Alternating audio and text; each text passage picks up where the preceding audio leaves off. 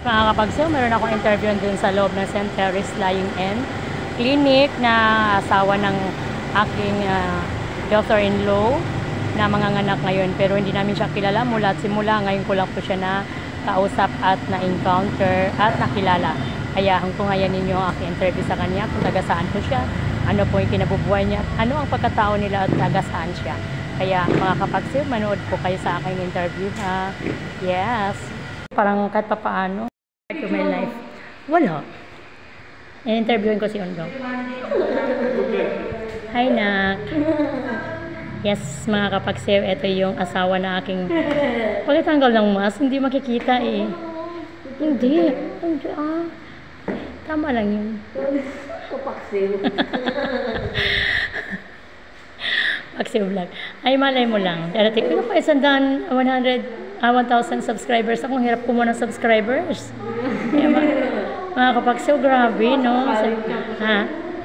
Ayan, yan ang asawa ng aking daughter-in-law. Hi. Ano pangalan mo, be? JC. JC Apelido. Camacho. Camacho? Maraming Camacho sa amin, sa Malabon. Kaya pag pumunta ka rin, ipakilala kita doon sa mga Camacho. May kakilala akong Camacho doon na pulis. May Camacho doon na... Basta maraming Camacho. Kalat ang Camacho. Oo. Pero alam ko ang Camacho ay nagmula sa Samar Leyte. Mga Waray. Pero hindi naman lahat. Yan mga kapagsaw. Itong aking daughter-in-law.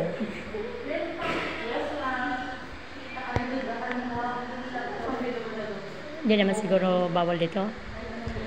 Vlog ko naman to eh. Wala, yan. Ayaw mo pa? Makilala. Uy, mag-social media.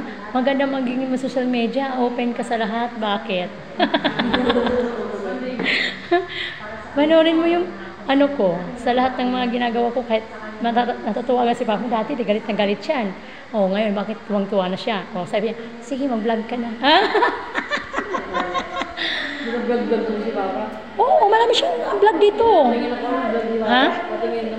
Sige. Hi mga kapagsaw, stop muna kami. Okay.